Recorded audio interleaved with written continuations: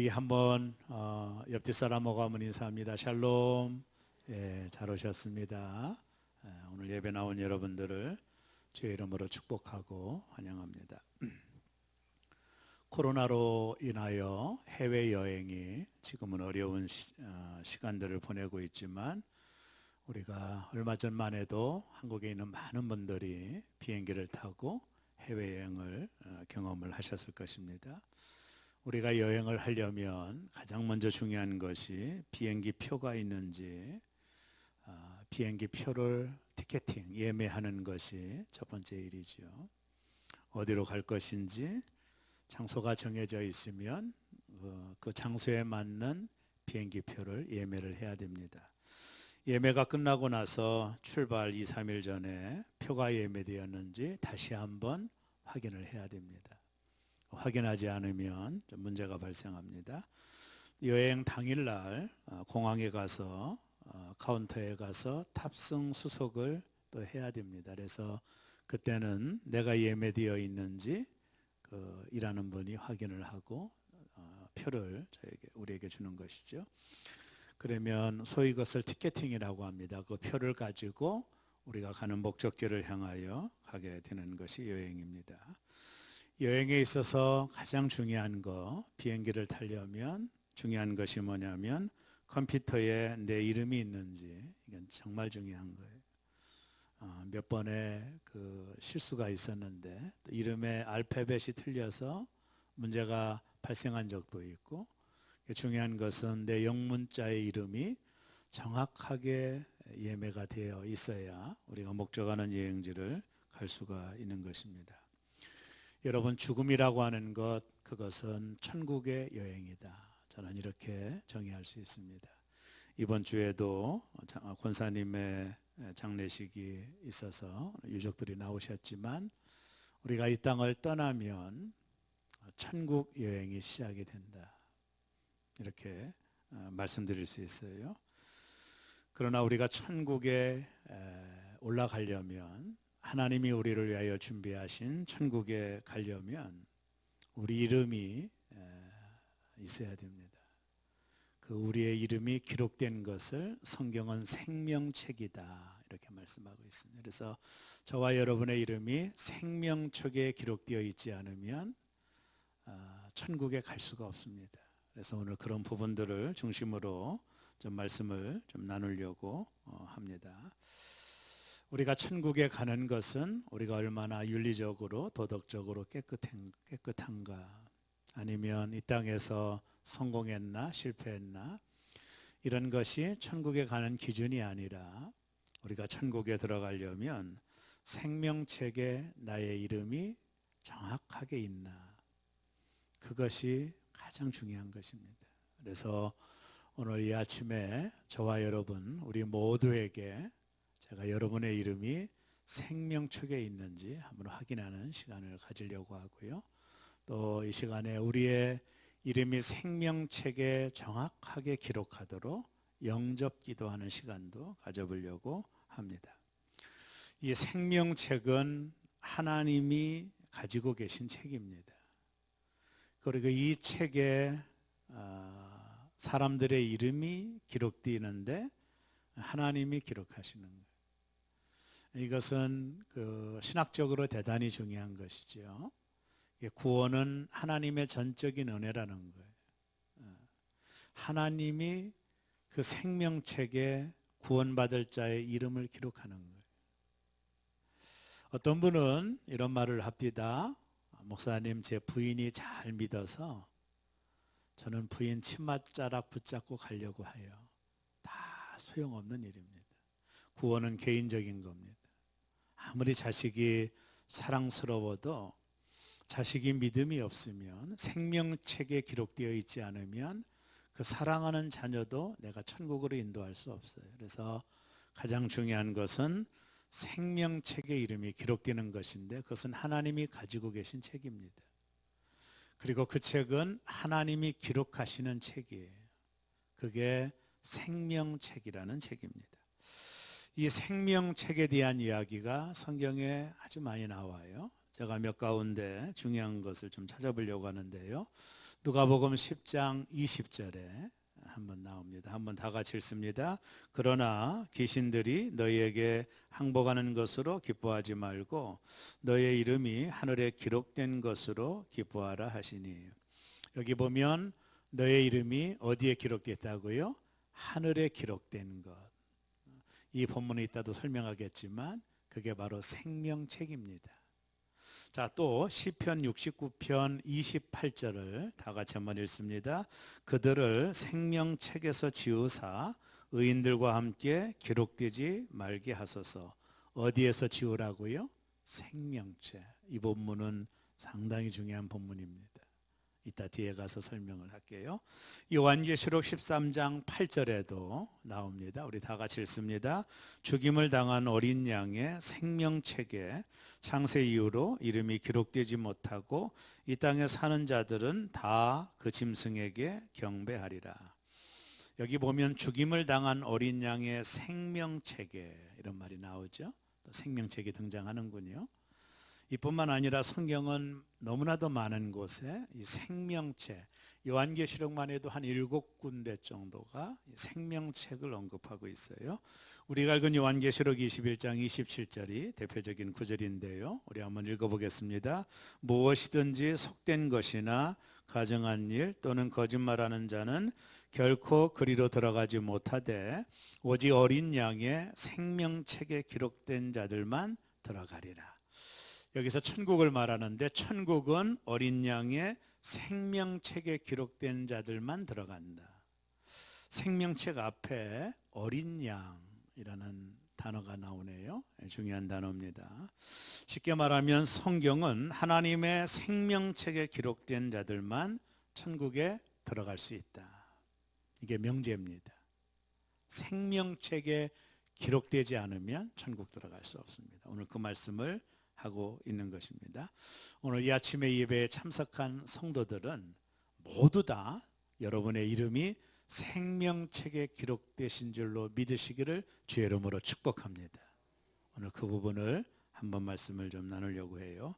자, 요한계시록은 20장에 보면 사도 요한이 환상 중에 하나님의 임재를 만나는 장면이 나와요. 그 스토리가 아주 길기 때문에 다 설명할 수 없고 백보자가 나옵니다.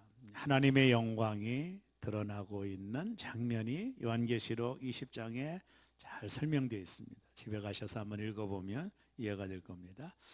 근데 이 사도 요한이 하나님의 임재가 나타나고 하나님 앞에 두 가지의 책이 있음을 보게 돼요. 이게 환상 중에 본 겁니다.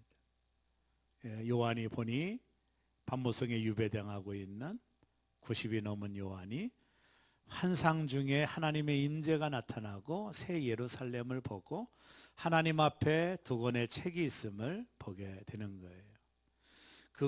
그 중에 한 권의 책은 어떤 책이냐면 계시록에 보면 잘 설명되어 있는데요. 사람이 평생을 살면서 행한 모든 것이 적힌 책입니다. 여러분과 저 한 사람 한 사람 이 땅을 살면서 행한 모든 것, 그것이 적힌 책이 하나님 앞에 놓여 있다라는 거예요. 대단히 중요한 얘기인데요.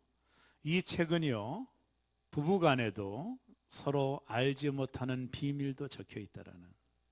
우리가 하나님을 전지전능하실 때 하나님 우리의 모든 것을 아시는 하나님께서 우리가 행한 모든 것, 이 땅을 태어나서 지금까지 행한 모든 우리의 행동, 행함들이 기록되어 있다라는 거예요.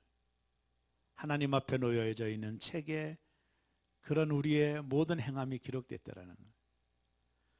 그래서 이 행함이 기록된 이 책을 근거로 해서 하나님이 심판을 하시는데 이 책에 기록된 대로 사람들을 심판하셔요. 그래서 이 책에 기록된 모든 사람들은 다 심판을 받고 지옥에 떨어져요. 왜냐하면 행함을 통하여 지옥 갈 수밖에 없는 것이 인생이라는 말이에요.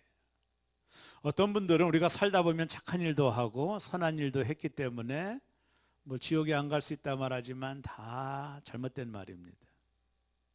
여러분, 사람이 이 땅의 재판도 사람이 재판을 치를 때 그 사람의 잘못된 부분이 법정에 논의가 되고 판정을 받는 거예요. 그 사람이 착한 일 한 것도 있겠죠. 법원은 그걸 보는 게 아닙니다. 그 사람의 잘못된 거, 그 사람이 뭐 살인을 했으면 살인죄, 뭐 간음을 했으면 간음죄, 그 사람이 범한 죄. 여러분, 얼마 전에 안희정 그 충남지사가 잘못된 일로 인하여 재판을 받았잖아요. 여러분, 그분이 잘한 일도 있겠죠.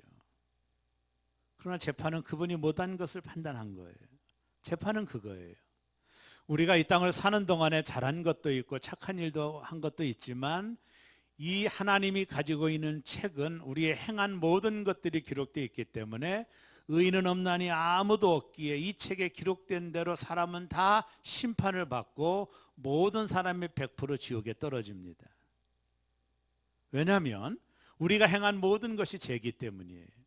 영성학자들의 책에 보면 우리의 생각조차도 하나님이 기록하셨다고 그랬어요. 행동으로 범하지 않는 생각조차도 하나님이 그 책에 기록해 놓으셨다라고 말했기 때문에 이 행함을 기록한 이 책을 가지고 우리가 심판을 받으면 한 명도 천국 갈 수 없어요. 잘한 것도 있겠지만 죄를 심판하기 때문에 의인은 없나니 아무도 없어서 하나님이 정한 인간의 행한 모든 것들을 판단으로 우리를 심판할 때면 누구도 천국 갈 수가 없어요. 의인은 없어요. 생각으로도 죄를 지을 수 있잖아요. 그게 다 기록되어 있는 거예요. 아주 무서운 얘기죠. 나만 알고 있는 은밀한 죄도 다 기록되어 있고 부부간에도 은밀한 것, 서로 상대가 모르는 은밀한 죄도 다 기록이 되어 나타나고 있는, 누구도 그 앞에서 부인할 수 없어요. 이 행한 대로 심판받는 이 책을 기준으로 하나님이 사람을 심판하는 거예요. 그게 백보자 심판이거든요. 그 심판을 받아서 죄가 있으면 지옥으로, 죄가 없으면 천국으로 보내는데 천국 갈 자가 있다? 없어요. 모든 사람은 죄인입니다. 그래서 이 행한 대로 심판받는 책으로 인하여 사람이 지옥에 떨어지는 것인데요. 또 하나 하나님 앞에 또 한 권의 책이 있습니다. 그 책이 뭐냐면 생명책이라는 책입니다. 이 생명책은 어떤 책이냐면 구원받은 성도들의 이름이 적힌 책이에요. 쉽게 말하면 구원받은 사람들의 이름이 적힌 책이 생명책이라고 해요. 이게 대단히 중요한 거예요. 이걸 생명책이라고 말합니다. 근데 이 생명책을 어린 양의 생명책이다라고 오늘 성경에 보면 기록하고 있는 것을 보게 되죠. 자, 잘 들어보세요. 하나님이 가지고 있는 책들이라고 표현하는 책은 우리의 행함이 담겨져 있는 책이고요. 또 하나 하나님이 가지고 있는 책은 생명책인데 구원받은 자의 이름이 기록한 책이라는 거예요. 행한 대로 적힌 책대로 모든 사람의 심판을 받아서 다 지옥 가는 거예요. 왜냐하면 의인은 아무도 없어요. 여러분, 지옥이 어떤 것인지를 설명할게요. 요한 웨슬레 목사님이 지옥을 이렇게 설명했습니다. 그의 책에 보면 여러분의 오른쪽 손가락을 지금 말로 표현하면 가스레인지에다가 넣어보라는 거예요. 또 집에 가서 그렇게 하시면 안 됩니다. 가스레인지에다가 여러분의 오른쪽 손가락 한 손가락을 넣으면 여러분 어떻게 될까요? 여러분 그 고통을 참을 수 있을 것 같아요? 참지 못합니다. 이 손가락이 타는 고통을 누가 참을 수 있겠습니까? 그러면서 요한 웨슬레 선생님이 지옥은 그거는 세 발의 피라는 거예요. 지옥은요, 용광로 같은 우리의 몸 전체가 타는 곳이에요. 가스불은 불도 아닙니다. 가스불은 불도 아니에요. 지옥불에 의하면. 그 용광로 같은 불 속에 우리가 넣어져서 타는 거예요. 언제 동안? 10년, 20년? 영원이에요. 영원. 영원 동안 그 고통을 느끼는 것이 지옥이라는 거예요. 요한 웨슬레 선생님이 그렇게 설명했습니다. 지옥은 꺼지지 않는 불이 있는 곳. 가스불은 거기에 불에 비하면 비교가 되지 않아요. 한번 상상해 보세요. 우리의 몸이 그 용광로 같은 곳에 들어가서 영원히 타는 겁니다. 그 고통을 느끼는 겁니다. 고통을 그대로 느낍니다. 그 타는 고통을 그대로 느끼면서 얼마를 거기서 살아요? 영원입니다. 여러분 상상해 보세요. 끔찍한 일입니다. 이보다 더 끔찍한 일은 없어요. 상상하기조차도 어려워요. 이 지옥불에 들어갑니까? 행함대로 심판받고 들어가는 거예요. 그러니까 행함대로 심판받을 때 의로운 자가 있다? 없어요. 그러니까 이 땅의 모든 사람은 다 지옥 가는 겁니다. 생각으로도 짓는 죄도 죄예요. 이 땅에 의인은 없다니, 아무도 없으니 다 지옥에 떨어지는 거예요. 그런데 하나님 앞에 또 다른 책이 하나 있는데 그게 생명책이라는 건데요, 이 책에 기록된 자들은 천국으로 하나님이 들림받게 하는 거예요. 이 책에는 누가 이 책에 기록되어 있느냐, 이게 중요하지 않겠습니까? 이 책에 기록된 자는 행한 대로 기록된 책의 심판을 받지 않는다라는 거예요. 이게 대단히 중요한 사실입니다. 모든 사람이 행한 모든 것들이 기록한 책대로 심판받으면 천국 갈 사람이 아무도 없습니다. 의인은 없나니 아무도 없으니까. 그런데 생명록에 기록된 사람들은 이 행위에 적혀있는 책의 내용대로 심판을 받지 않는다라는 겁니다. 왜냐하면 우리가 구원받았을 때 우리가 행한 모든 것들을 용서받았기 때문이에요. 이 모든 죄에서 용서받은 자들의 이름이 생명책에 기록되어 있고, 이 책에 기록되어 있는 사람들은 지옥으로 떨어지지 않는 것입니다. 자, 그래서 이 생명책은 이름이 누가 기록되느냐? 오늘 이거 대단히 중요한 얘기 아니에요? 첫째는요, 구원받은 사람들이 기록된 책입니다. 구원받은 사람들. 생명책에 이름이 기록된 자는 구원받은 자를 의미합니다. 이건 대단히 중요한데요. 자, 다니엘서 12장 1절에 보면 성경이 이렇게 다 같이 한번 읽습니다. 그때 내 민족을 호위하는 큰 군주 미가엘이 일어날 것이요 큰 환란이 있으리니 이는 개국 이래로 그때까지 없던 환란일 것이며 그때 내 백성 중 책에 기록된 모든 자가 구원을 받을 것이다. 책에 기록된 모든 자가 구원을 받을 것이다. 이 책이 무슨 책이에요? 생명책입니다. 이 생명책에 기록된 모든 자가 구원을 받을 것이다. 중요한 건 뭐냐면 우리의 이름이 생명책에 기록되는 것입니다. 내 이름이 생명책에 기록되지 아니하면 행위의 심판을 받게 되는데, 행위의 심판을 받아서 천국 갈 사람이 있다? 없습니다. 중요한 건 뭐냐면 생명책에 내 이름이 기록되는 것입니다. 말씀을 준비하면서 일산의 새중앙교회에서 목회하시는 강성봉 목사님이 자신의 홈페이지에 이런 간증을 실었습니다. 참 의미 있는 간증이라 제가 소개하려고 해요. 1974년 하루에 3번씩 기도하던 중, 목사님의 간증입니다. 저녁 기도 후에 잠이 들었는데 내게 음성이 들려왔다. 생명책에 기록된 내 이름을 보겠느냐라는 음성이었다. 이 목사님의 간증을 얘기하는 거예요. 목사님이 그 음성을 듣고 네라고 대답을 했다. 그러자 제 눈앞에 옛날 서책같이 재본되어진 책이 놓여 있었는데 그 책이 저절로 열리더니 책장이 빠르게 넘겨 중간 정도에서 멈췄고 주변에 내가 아는 사람들의 이름이 기록되어 있는 것이 내 눈에 보였다. 책 가운데 첫 번줄 중앙에 강성봉이 세로로 쓰여져 있는 부분이 돋보기로 본 듯이 크고 볼록하게 돌출되어 내 눈에 보였다. 내 이름을 보는 순간의 감격, 십수년이 지난 지금도 내 속에 그 감격이 살아있다. 이렇게 간증을 했습니다. 모든 사람이 경험하는 경험은 아닐지언정 오늘 이 시간에 우리의 믿음의 눈을 열어 저와 여러분의 이름이 생명책에 기록됐다라는 것을 확증하는 시간을 가져야 돼요. 자, 이 생명책 앞에 어린 양의 생명책이라고 하는 이유를 여러분이 아셔야 돼요. 대단히 중요한 것이 담겨져 있는 것입니다. 자, 어린 양은 누구예요? 예수 그리스도입니다. 예수님이 요단강에 세례받으러 오실 때 세례 요한이 그랬죠. 세상 죄를 지고 가는 한 마리 어린 양을 봐라. 어린 양이라고 하는 것은 희생 제물을 가리키는 거예요. 어린 양의 생명책이라고 하는 것은 예수 그리스도를 상징하는 것인데, 왜 생명책이고 왜 어린 양이냐면 예수 그리스도가 우리에게 생명을 주시기 때문이에요.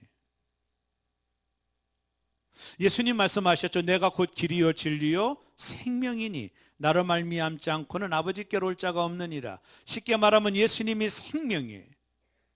생명책은 왜 생명책이냐면 예수 그리스도를 영접했기 때문에 생명책에 내 이름이 기록된 겁니다. 예수 그리스도가 생명입니다. 그분이 어린 양으로 우리를 위하여 오셔서 십자가에 달려 죽으시고 행위대로 심판받을 수밖에 없는 우리의 모든 행위를 십자가에 용서해 주신 생명 되시는 그분을 내가 영접해야만이 내가 생명책에 내 이름이 기록되는 겁니다. 그래서 이 생명책에 기록되려면 가장 중요한 게 뭐냐면 생명 되시는 그분을 영접해야 되는 거예요.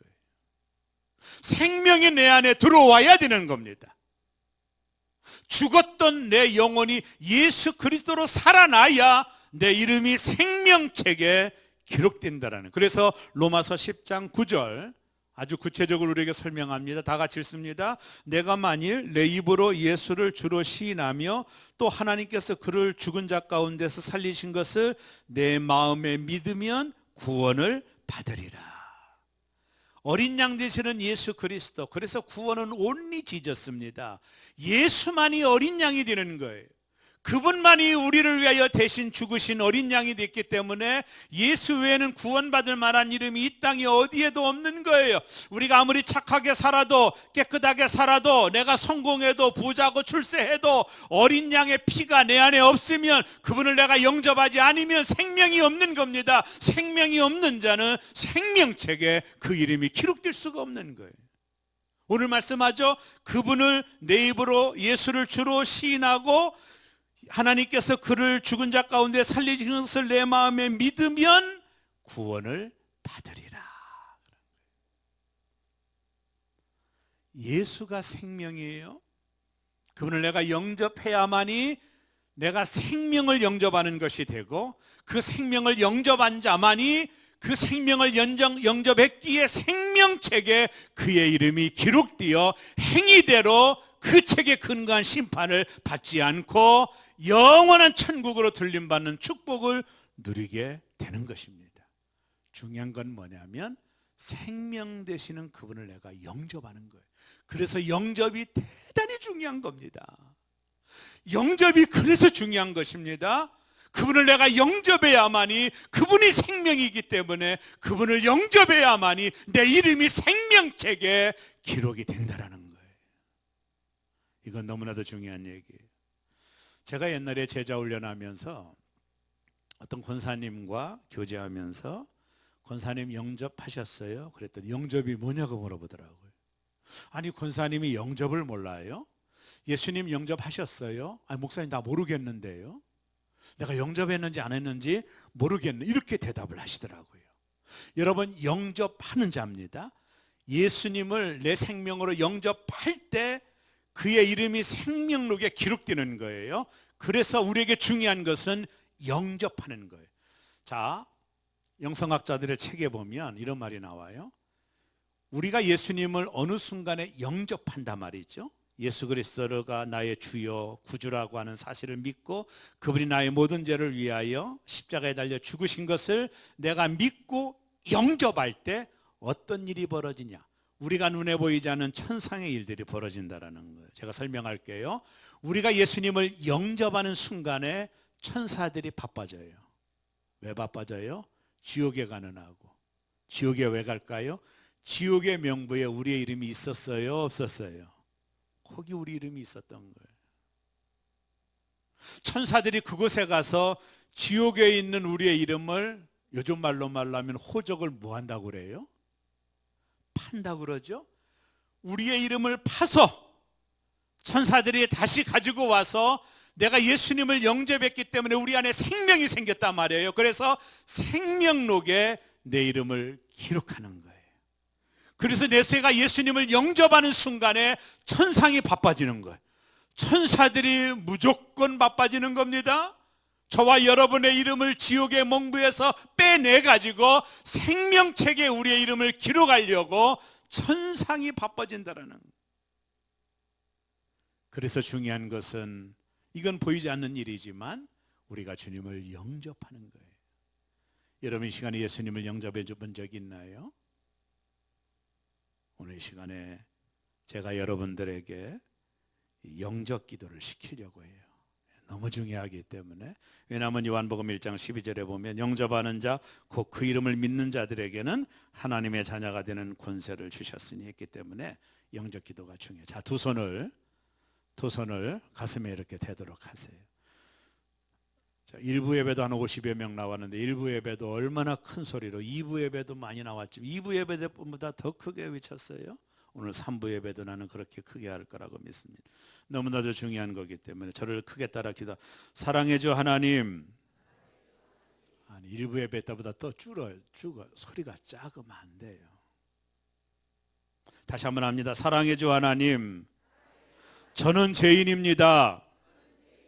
이 시간 예수님을 나의 구원자 주님으로 내 마음에 모십니다. 주 예수님, 지금 내 마음에 들어와 주옵소서. 나의 모든 죄를 십자가 위에서 다 해결해 주신 예수님, 나를 용서하시고 내게도 영생을 주옵소서. 이제 예수님은 나의 구원자, 또 주님이십니다. 하나님은 나의 아버지가 되십니다. 나는 하나님의 자녀가 되었습니다. 나를 구원해 주시니 감사합니다. 지금부터 영원토록 나와 함께 하옵소서. 예수님의 이름으로 기도합니다. 아멘. 할렐루야. 너무 잘하셨어요. 이제 손 내리세요. 너무 잘하셨어요. 예수님을 나의 주로 영접할 때, 생명 되시는 주님을 나의 주로 영접할 때 나의 이름이 생명책에 기록되어 행위대로 심판받는 책에 근거하여 심판받지 않고 하나님께서 우리를 천국으로 영원한 나라로 인도하실 줄로 믿습니다. 여러분의 믿음이 흔들리지 않기를 주의 이름으로 축복합니다. 두 번째, 누가 생명책에 이름이 기록될까요? 복음을 위해 힘쓴 사람들입니다. 이게 대단히 중요한 거예요. 우리의 이름이 생명책에 기록된 것은 하나님의 은혜입니다. 이건 우리의 노력으로 된 게 아니에요. 지금 우리가 영접 기도했지만 노력으로 됐나요? 하나님의 전적인 은혜입니다. 그래서 바울 사도도 서신서에 보면 우리가 구원받은 것을 칭찬하진 않아요. 우리가 뭔가를 해야 칭찬받는데 우리가 구원받은 것은 우리가 뭘 한 게 아니에요. 하나님의 전적인 은혜로 구원받았기 때문에 구원받은 것에 대하여 바울은 칭찬하지 않아요. 이게 대단히 중요한 성경을 보는 관점입니다. 자, 빌립보서 4장 3절을 한번 읽겠습니다. 다 같이 읽습니다. 또 참으로 나와 멍에를 같이 한 내게 구하노니 복음에 나와 함께 힘쓰던 저 여인들을 돕고 또한 글레멘도와 그 외 나의 동역자들을 도우라. 그 이름들이 생명책에 있느니라. 잘 들어보세요. 저와 여러분은 하나님의 은혜로 구원받아 생명책에 우리의 이름이 기록되어 있습니다. 이것은 칭찬받은 일이 아닙니다. 하나님이 하신 일입니다. 칭찬받는 일이 아니에요. 내가 뭔가를 해야 구원받아야 칭찬받는데 구원은 하나님의 은혜로 주어지기 때문에 칭찬받는 일이 아니고 우리의 이름이 생명책에 딱 기록되어 있고 그 밑에는 내가 행한 모든 일들이 기록되어 있다는 거예요. 이게 대단히 중요한 겁니다. 요한계시록 21장에는 이 부분을 이렇게 설명합니다. 보라, 내가 속히 오리니 내가 줄 상이 내게 있어 각 사람에게 그가 행한 대로 갚아주리라. 여러분, 구원은 행위로 받는 게 아닙니다. 여기 갚아준다라는 것은 구원을 갚아준다라는 게 아니에요. 여기서 행한 대로 갚아준다라는 것은 구원받은 자들이 이 땅을 사는 동안에 그의 나라와 의를 위하여 행한 모든 것을 갚아주는 거예요. 구원받는 것은 갚아주는 게 아니에요. 그건 은혜로 받은 것이지. 이건 상급이 아니에요. 여기서 갚아준다라는 것은 행한 대로입니다. 누가복음 19장이 이걸 잘 설명하고 있어요. 문화 비유가 나옵니다. 자, 주인이 종들을 불렀어요. 잘 들어보세요. 너무 중요한 얘기를 하고 있습니다. 10명의 종들을 불러서 한 문화씩을 맡겼습니다. 이게 누가복음 19장에 나오는 문화 비유입니다. 한 문화씩을 맡기고 시간이 지난 다음에 종들을 불렀어요. 그랬더니 종들이 와가지고 한 사람이 이렇게 말합니다. 주인님, 저에게 한 문화를 맡겼는데 제가 10문화를 남겼나이다. 그랬더니 주인이 이렇게 말합니다. 너 참 착하고 충성된 종이다. 네가 10고을을 다스릴 권세를 너에게 주겠다. 이렇게 말해요. 또 한 종이 주인 앞에 와서 말합니다. 주인님, 제가 한 문화를 가지고 5문화를 남겼나이다 라고 말하니까 주인이 뭐라고 말하냐면, 착하고 충성된 종아, 네가 5고을을 다스릴 수 있는 권세를 주겠다. 문화 비유에 나오는 얘기입니다. 쉽게 말하면 행한 대로 하나님이 상급을 주겠다는. 그래서 천국은 큰 자가 있고 작은 자가 있는 거죠. 행한 대로 갚아주겠다, 구원을 갚아주겠다라는 게 아니에요. 구원은 행위로 받는 게 아닙니다. 하나님의 선물로 받고 내가 너에게 행한 대로 갚아주겠다라는 것은 너가 주의 나라를 위하여, 하나님의 영광을 위하여 너희가 행한 모든 것을 갚아주겠다라는. 그래서 천국은 큰 자가 있고 작은 자가 있는 것입니다. 10고을 다스릴 자가 있고 5고을 다스릴 자가 있다라는 거예요. 칭기스칸은 몽골을 정복한 위대한 왕입니다. 황제라고 말하죠. 이 징기스칸이 자신의 정복을 위해서 함께 동역했던 부하들이 있었어요. 몇 명 되지 않습니다. 이 소수의 부하들과 함께 이 모든 나라를 정복한 거예요. 생명을 함께 나눈 사람들, 나라를 모두 정복하고 난 이후에 이 징기스칸이 이 부하들에게 타르탄이라는 호칭을 줍니다. 이 타르탄이라는 호칭을 자신과 함께 생사동락을 같이 했던 이 부하들, 소수의 부하들에게 타르탄이라는 호칭을 줘요. 이 칭기스칸이 황제가 되고 난 이후에 이 타르탄의 호칭을 받은 사람은 소수의 사람들입니다. 쉽게 말하면 목숨을 함께 나눈 사람들에게 이 호칭을 줬는데 6가지 특혜가 주어졌다고 그래요. 첫 번째는 뭐냐면 언제든지 누구의 허락 없이 나를 만날 수 있다. 이 타르탄의 호칭을 받은 사람은 언제나 황제를 만날 수 있다는 거예요. 두 번째, 전쟁이 끝나면 전리품 중에 가지고 싶은 물건을 먼저 골라 가질 수 있다. 세 번째, 평생 세금에서 면제해 준다. 네 번째, 사형에 해당하는 죄를 지어도 9번까지 용서받을 수 있다. 다섯째, 이 나라 안에서 살고 싶은 땅을 어디든지 골라 가질 수 있다.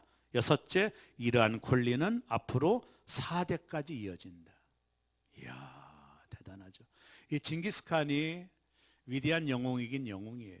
이분의 그 책을 읽어보면 자신과 함께 동거동락했던 부하들에게 엄청난 상급을, 이런 이 타르탄이라고 하는 상급을 주는 거거든요. 이건 정말로 최고입니다. 여러분, 그러나 이것도 썩을 것입니다. 우리가 하나님 나라에 갔을 때 하나님을 위하여 수고하고 하나님을 위하여 헌신하고 하나님을 위하여 애를 쓴 사람들의 받을 상급은 이거와 비교가 되지 않아요. 제가 한 줄 동안 말씀을 준비하면서 요한계시록 20장 21장에 새 예루살렘에 대한 장면이 묘사가 되거든요. 거기 보면 12개의 보석들이 나와요. 황금 보석으로 꾸며진 집과 그런 보석들이 나와요. 그리고 우리가 살 집이 있다라고 말해요. 이게 아주 독특한 천국에 대한 해석인데, 이건 히브리서에도 나와요. 우리가 갈 본향이 있다, 내가 살 집이 있다라는 건데 이 집이 다 다르다라는 거예요. 천국 갔다 온 사람들이 집이 다르다라는 거예요. 이 집은 이 땅을 사는 동안에 우리가 보낸 재료로만 짓는다라는 거예요. 어떤 분이 그렇게 설명해요. 그게 참 맞는 얘기 같아요. 우리가 이 땅에 주를 위하여 헌신하고 내 생명을 드리고 내 물질을 드리고 거기에 아깝지 않게 헌신한 사람들, 그들이 하늘나라로 저축한 거예요. 저는 정말로 그걸 믿고 싶어요. 그 재료를 가지고 우리가 살 집을 만든다고 나는 믿고 싶어요. 그게 아니라도 믿고 싶어요.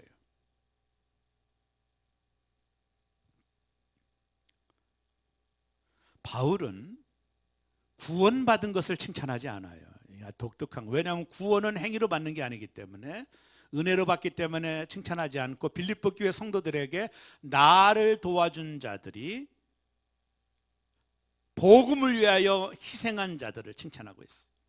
너들이 받을 상급이 있을 것이라는 거예요. 계속 빌립보 성도들에게 보낸 편지에 그것을 이야기하고 있는 것입니다. 어느 선교사가 평생 아프리카에 복음을 전하다가 아이 둘이 죽어요. 남자아이 둘이, 이게 실제 있었던 얘기입니다. 남자아이 둘이 죽어요. 이게 그 풍토병에 걸려서 아이가 죽게 됩니다. 얼마나 선교사가 안타까워. 이 아프리카에 와서 복음을 전하는데 아들이 죽었으니. 근데 부인마저도, 사모님마저도 충격을 받아서 얼마 있다가 사모님이 죽어요. 이게 이 선교사가 하나님께 기도하고, 하나님 왜 나에게 이런 시련을 줍니까? 내가 이렇다면 나 선교 안 합니다. 그러고 귀국을 결정을 합니다. 고향인 미국으로 가는 배에 탔습니다. 마치 그 배에 휴가를 얻어 아프리카에서 사냥하고 돌아오는 미국 대통령이 타고 있었어요. 배가 샌프란시스코 항구에 도착했을 때 대통령을 맞이하기 위해 수많은 사람들이 선창장에 나와 있었고, 군악대들의 예포 소리와 함께 붉은 카펫들을 깔고 그 위로 걸어오는 대통령을 환영했습니다. 대통령이 선창장을 빠져나가자 군악대의 나팔 소리도 멈추고 사람들은 모두 돌아갔어요. 그 뒤를 이어 선교사가 홀로 고독하게 배에서 내려오면서 이런 생각을 했습니다. 휴가를 갔다 오는 대통령은 저렇게 환영을 받는데 평생 선교하다가 두 아들을 잃고 아내마저 잃고 오는 날을 맞이할 사람은 아무도 없구나. 그리고는 고독감과 실패감으로 정신없이 거리를 헤맸는데, 그때 어디선가 내성과 같은 한 음성을 선교사님이 듣게 됩니다. 내 아들아, 너는 아직 고향으로 돌아오지 않았다. 내가 고향에 돌아오는 날에는 군악대의 나팔 소리와 비교도 되지 않는 하늘의 천군 천사의 나팔 소리와 함께 집정 너를 맞이할 것이다. 붉은 카페트가 문제가 아니라 황금 유리기를 깔고 내가 너를 마중 나오마. 사랑하는 아들아, 끝까지 충성하라. 이 음성을 들은 선교사는 그 자리에서 그동안 하나님의 진리를 깨닫지 못하고 충성하지 못했던 죄를 깊이 회개하고 다시 아프리카로 돌아가 마지막까지 충성을 다했다고 합니다. 하나님의 나라를 위하여 수고한 자들, 그들이 행한 모든 것들이 생명책에 기록되어 있고, 우리가 주 앞에 서는 날 하나님이 갚아주실 거예요. 그래서 바울 사도는 나는 부름의 상을 위하여 쫓아가노라, 그런 것이죠. 마지막 시간이 갔지만 하나님의 이름을 존중히 여기는 사람들이 생명책에 기록된 것입니다. 말라기 3장 16절 하반절에 보면 여호와를 경외하는 자와 그 이름을 존중히 여기는 자를 위하여 여호와 앞에 기념책에 기록하였느니라. 저는 목회하면서 두 종류의 사람들이 기억이 납니다. 하나는요, 제 목회에 힘을 주고 용기를 주고 내가 어려울 때 도와줬던 사람들이 지금도 또렷이 기억이 납니다. 우리 원로 목사님이신 신 목사님도 마찬가지일 거예요. 또 하나 기억나는 사람들이 있습니다. 제 목회에 너무나도 어려움을 주고 제게 씻을 수 없는 상처를 주었던 사람들도 기억이 납니다. 목사가 그런 사람을 기억해야 되나 말하겠지만 나도 인간이기 때문에 마음으로는 용서했지만 기억에 남는 것입니다. 여러분, 하나님 기억 속에 어떤 모습으로 기억되기를 원하십니까? 하나님을 경외하는 자, 그를 존중히 여기는 자를 하나님이 기억하신다라고 말씀하고 계시는 것입니다. 저는 시간이 가서 말씀을 정리합니다. 우리 모두 이 땅을 마치면 하늘나라에 갈 겁니다. 요한계시록 21장에 나왔듯이 우리 모두 다 백보자의 심판 앞에 설 것입니다. 그것이 홀연히 오게 될 겁니다. 그때 하나님은 우리의 이름을 생명록에서 찾으실 것입니다. 너 이름이 뭐지? 거기에 기록된 자들, 그들은 영원한 천국에 가고 그들이 이 땅을 사는 동안에 흘렸던 눈물, 희생의 눈물, 그 헌신과 충성에 따라 하나님께서 그들을 갚아주실 것입니다. 그러나 그 책에 기록되어 있지 않는 자들은 행위의 심판의 책에 근거하여 영원한 지옥에 떨어지게 될 것입니다.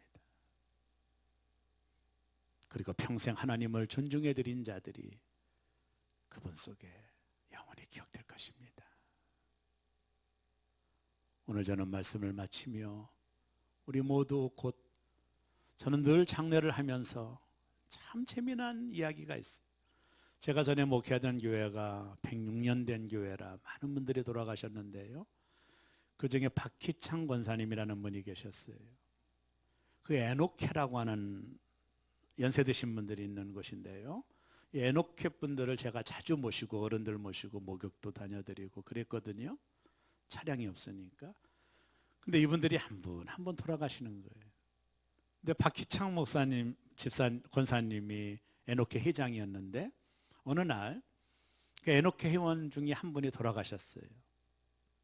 장례식에 갔더니 박희창 목사님, 권사님도 거기에 참석을 했어요. 아이고 일찍 가서 어떡하나 그랬는데요. 1년도 지나지 않아 그 장례식이 그 권사님의 장례식이 됐어요. 저는 그걸 보면서 나도 언젠가 내가 이 장례의 주인공이 되겠구나 그런 생각을 해봤습니다. 우리 모두 하나님 앞에 설 거예요. 더 늦기 전에 여러분이 받을 상급들이 있었으면 좋겠어요. 제가 할 일이 그 일이 아닌가. 내가 알았으니까. 구원은 선물이라 상급이 없어요.